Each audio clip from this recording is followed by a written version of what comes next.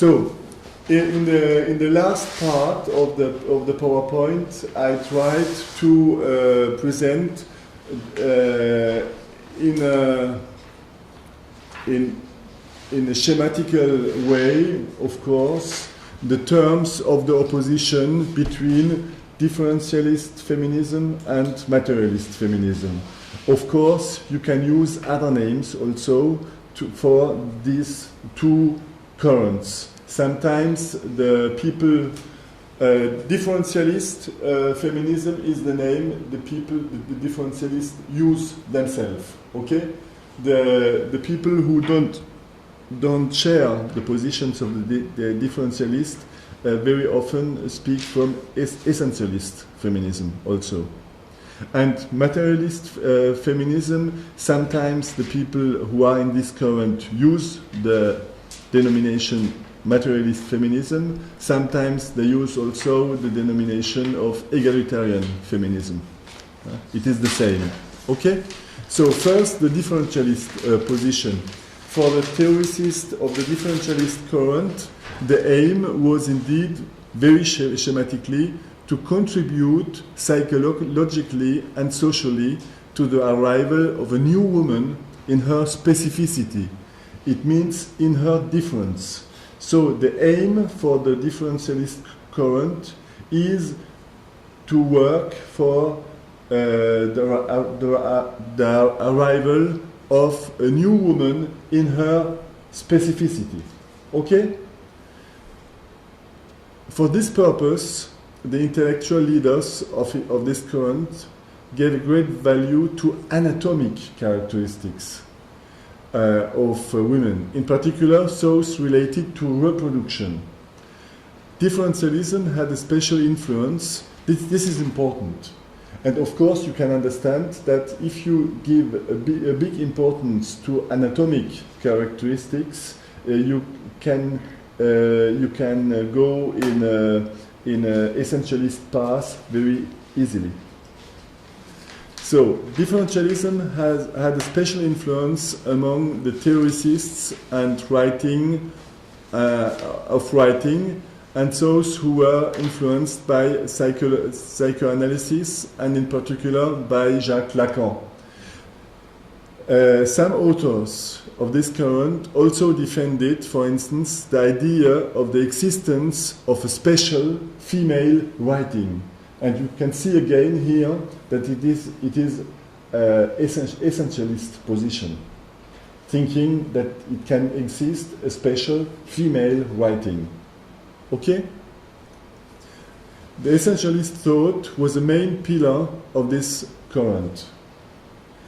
But in addition, there are important differences between authors like Luce Irigaray, Julia Kristeva, and Hélène Cixous on one side. These three had a very big influence on American feminism also. Or between Antoinette Fouque and Sylviane Agacinski, to give a few French examples. I think it's important to know that the theoretical work of the three first, Irigaray, Kristeva, and Cixous, is recognized as an important theoretical work by foreign feminists. But the work of Antoinette Fouque or of Sylviane Agacinski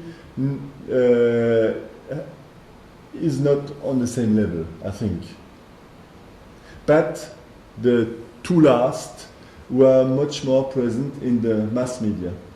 The first one, because she was the leader of a magazine, and she also was the owner of a publisher, Édition des Femmes. This publisher still exists now, Édition des Femmes. And it's also important to know that Antoinette Fouque had a very important personal fortune, money, and it was precisely with this money that she could create the magazine, create the house of to publish books and so on. Sylvia Agazinski is another case. She is known in the mass media. She was not belonging mainly to the feminist movement, but she is the wife of Lionel Jospin, former Prime Minister of France and former leader of the Socialist Party, and that's why she became famous also. Okay? So, while insisting on anatomical differences between men and women, Antoinette Fouque did not hesitate to advocate the differences between sexes and to develop a true mystic of maternity and of the uterus. If you read the books of Antoinette Fouque, it is very clear. I tried to translate it, but some quotations, but finally I let it. But you can believe me that in a lot of parts of her books, you have a real mystic of maternity and even a mystic of uterus. Here you can see the focalization of the anatomical parts of the body of the women. Okay? Hello.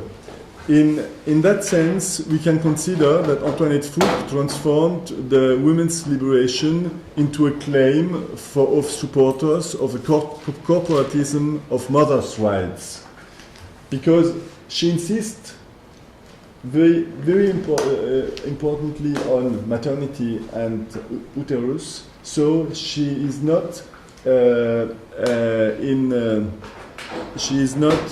insisting on women's rights in general, but much more on the motherhood, on maternity, and so on. Okay? Even if Antoinette Fouque writes here quotation to be generous with her position, she also writes like here that she put equality and difference on the same level. But this is only rhetoric, I think, because in the books she published, she insists really on differences and on the anatomic places, uterus, maternity, and so on. But I give you the quotation where she writes also that equality and difference could not go one without the other, or be sacrificed one to the other. If one sacrifices the equality to the difference, one returns to the very conservative positions of the traditional societies. And if one sacrifices the difference of the sexes with the richness of life which it is carrying, you can see she insists much more on the differences. To the equality, one sterilizes the women, one impoverishes all of humanity. This is a quotation of Antoinette Fouque, but I think that by stressing the difference, this theoretical prospect tends to erase or mask the opposition and the hierarchy between men and women. And de facto, equality is rejected because it supposes an undifferentiated alignment on a male essence and a mutilation compared to the essence of women. This is my analysis, not only mine. This is the analysis who is given by most of the people who are studying the French feminist movement. The register of the opposition, identity difference prevails, without doubt.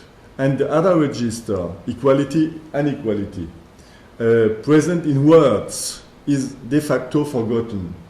As you could see in that quotation, in words, she also insists on equality. But if you read very well, you can see that even in a sentence like this, she insists more on difference. Okay? Well, this differentialist mystic centered on maternity will lead Antoinette Fouque to be very close to the official positions of the Catholic Church. It is really surprising. And if you read, for instance, the text written by Cardinal Ratzinger before he became Pope, it's the Pope from today. Cardinal Ratzinger published 1 or 2 years before becoming Pope a long text of the Catholic Church, in which he condemned very strongly the egalitarian feminism, but he supports de facto the positions of Antoinette Fouque. It is really curious to see this. And the other thing, it is more, it is not on a theoretical level, but other thing to know is that Antoinette Fouque became a member of the European Parliament a few years ago. She isn't now. And when she became a member of the Parliament, she was the second of the list of a typical anti-feminist man. The name is Bernard Tapie. Probably you don't know him. He is a French entrepreneur with a lot of scandals with money and so on. And he has also a public attitude, very, I would say, very male chauvinistic. And she was a member of the list of that man. And she was elected member of the European Parliament. It's only to show you the context a little bit. Okay? Well, I go now here also very schematically to the materialist position or egalitarian position. This current seeks to think antagonism between the sexes. This is very important to know what is the important, very important point in the materialist current or egalitarian current. The very important point is to put the accent on antagonism. Just to show you that this point is including present in research who are published now. Precisely this issue of the journal Cahiers du Genre. It's a journal published with support from the French CNRS and the National Scientific Research Organization. And this journal, the title of this issue is precisely Reconciliation or Conflict. It's precisely not to forget the antagonism. And when you only speak about reconciliation, you will forget the conflictual aspects, the antagonism, precisely. So I continue. By giving greater importance to its material basis.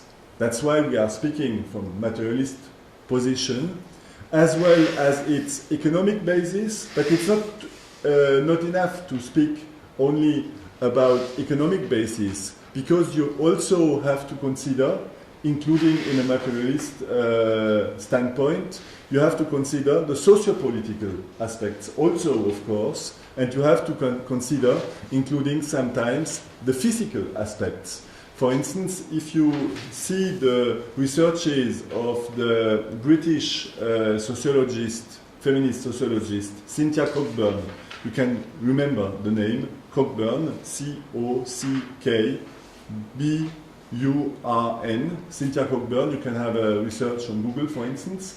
Cynthia Cockburn, in her historical works, show how the member of the trade unions in Great Britain invented and supported changes, technological changes in the 19th century, when new machines were built, for instance, in the printing firms. That the men who invented the new machines invented them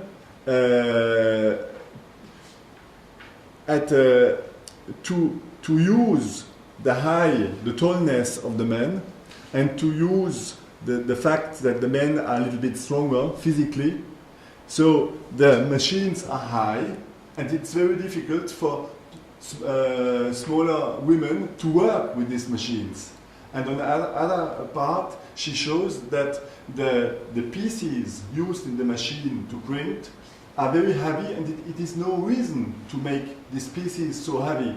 And she thinks that these machines were invented in this way to reject the women who were present in the sector. This is very interesting to see. And so it's just an example to show you how the physical aspects sometimes can be important too, and not only the economic or the socio-political aspects as we are thinking, of course, usually. Okay? So this explains the fact that this current insists in its analysis on work. Antagonism, material basis, work. And you have seen, even with the physical aspects, the example I took was an example about work. Considered in its right meaning. I just want to insist immediately, when I speak about work in its right meaning, it means not only work in the meaning of production of things, production of commodities, for instance, but also work in the meaning of production of the society, and work also in the meaning of production of ourselves. Okay? Right meaning of work, and not only in a strict economic meaning. Okay? This current is concerned with the way the split between men and women was socially and historically produced. This is important. This current always, with sometimes very different perspectives, but always insists on the social and historical production of the split between men and women. I told you about the book of Catherine Hall and Leonor Davidoff about the production of the public and private sphere with both sexes in one sphere only. This is an example also about the socio-historical production of the split between the group of men and the group of women. Okay? The feminists of this current defend an equality-inequality approach. It means they are thinking on the register equality, inequality. Thus, equality is not opposed to difference. It's fundamental to be clear about that. Equality is opposed to inequality. Very often, when I give lectures about this topic in France, in French of course, when I am speaking with students, or sometimes when I give conferences, when I'm speaking with ordinary people, when I speak about inequality between men and women, I have commentaries such as, but you cannot forget that men and women are different. But I didn't say they are identical. I said that there is a problem of inequality, and inequality is not to oppose to difference. Inequality is to oppose, equality is to oppose to inequality. You can be different but equal. Okay? So it seems to me very important to distinguish clearly these two registers, identity versus difference, and equality versus inequality. Two different registers.